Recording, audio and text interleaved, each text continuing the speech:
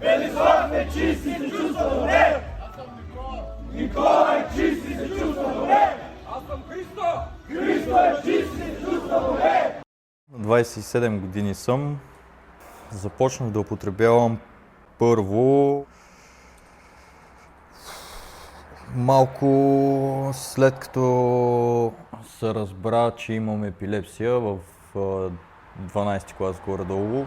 Тогава всичко вървеше добре в училище, имах си мечти, бях записал техникум, следвах си мечтите, исках да отида в университет. Започнаха едни обикаляния по болници. Ходих от лекар на лекар, нищо не се променяше. Припадъците си продължаваха, бяха редки, но се случваха. Първият се случи в училище по време на час. От тогава всички съученици ме гледат малко по-различно. Седях просто и мълчах, изолирано в страни от всички останали връстници и общо взето хора. Не говорих и с близките ми много. Бях се изолирал в някаква капсула.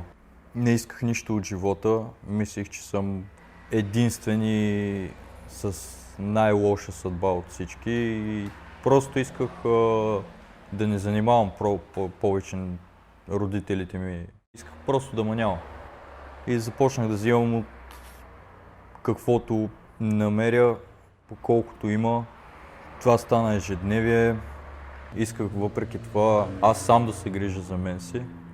И въпреки тези всички останали неща, не исках да съм товар за абсолютно никой. Сега се намирам в терапевтичен център. Дал съм си шанс на мен и исках много да дойда тук. Преди това бях в Англия, опитах се пак сам, както винаги на инат. Аз сам мога, но сам човек нищо не може. И сега съм тук в терапевтичния център, за да следвам стъпките, които са следвали други хора. Тук има ясно изградена програма, която се следва.